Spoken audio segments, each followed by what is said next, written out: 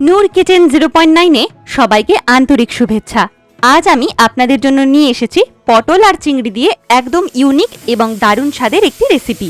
কথা দিচ্ছি, একবার বানিয়ে খেলে এর স্বাদ আপনি ভুলতেই পারবেন না। প্রথমে 12টি পটল ভালোভাবে ধুয়ে নিয়েছি। এরপর উপরের আঁশ ছাড়িয়ে দুপাশে একটু কেটে নেব। পটলগুলো মাঝখান থেকে কেটে ছোট চামচ দিয়ে ভেতরের বীজগুলো বের করে নেব।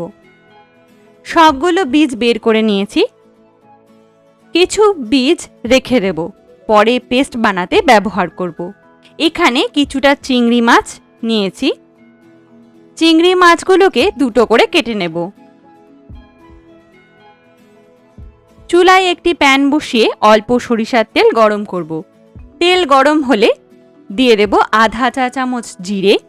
এরপর দিয়ে দেব একটি বড় পেঁয়াজ কুচি। পেঁয়াজ হালকা ভাজা হয়ে গেলে চিংড়ি মাছ দিয়ে কিছুক্ষণ ভাজবো।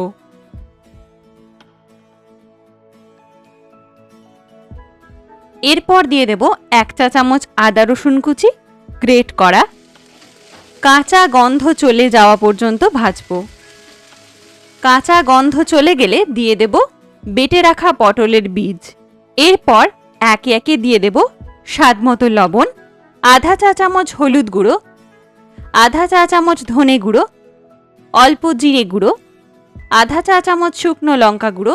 সবকিছু ভালো করে কষিয়ে নেব।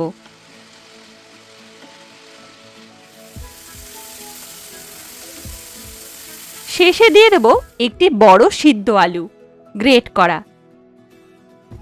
সব মিশিয়ে ভাজা ভাজা করে নিলে চিংড়ির পুর রেডি। এটা তুলে রেখে দেব। প্রতিটি পটলের ভিতরে চিংড়ির পুর ভরে নেব।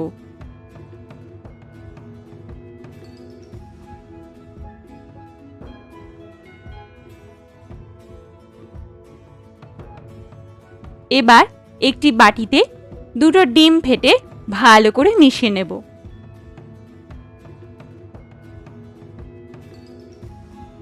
চুলায় প্যানে তেল গরম করে পটলগুলো ডিমে চুবিয়ে মিডিয়াম আঁচে উল্টে পাল্টে ভেজে নেব।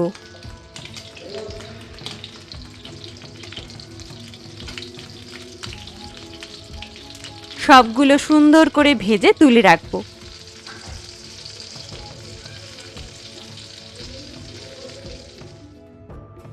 একই প্যানে একটি বড় পেঁয়াজ,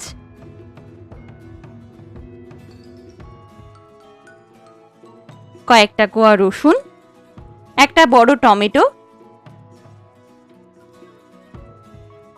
এগুলো ভেজে তুলে ঠান্ডা করে নেব। এরপর মিক্সিতে দিয়ে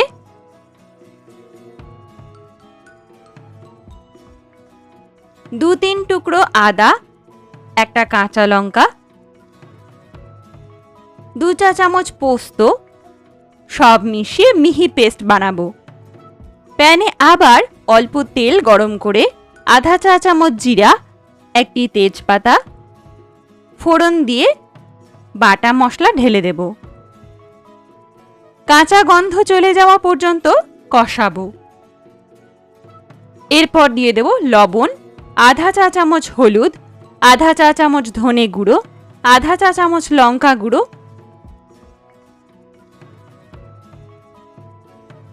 অল্প জল দিয়ে মশলা ভালো করে কষাবো।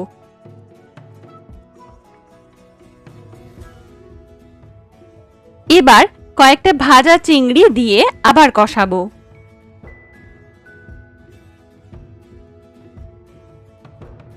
এরপর পরিমাণ মতো জল দিয়ে ফুটিয়ে নেব।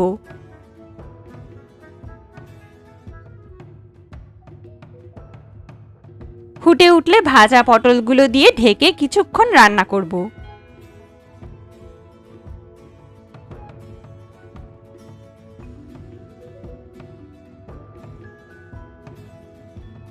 শেষে দিয়ে দেব কাঁচা লঙ্কা, আধা চা চামচ চিনি আর 2 মিনিট ঢেকে রান্না করব। শেষে ছড়িয়ে দেব আধা চা চামচ ভাজা জিরে গুঁড়ো। দেখুন কতটা সুন্দর আর লোভনীয় হয়েছে পটল চিংড়ির এই রেসিপি। গরম গরম ভাতের সঙ্গে পরিবেশন করুন, একেবারে জমে যাবে। আপনারা অবশ্যই একবার এই রেসিপিটা ট্রাই করে দেখবেন, কথা দিচ্ছি এর স্বাদ ভুলতে পারবেন না। ভিডিওটি ভালো লাগলে লাইক, কমেন্ট ও সাবস্ক্রাইব করতে ভুলবেন না। ধন্যবাদ।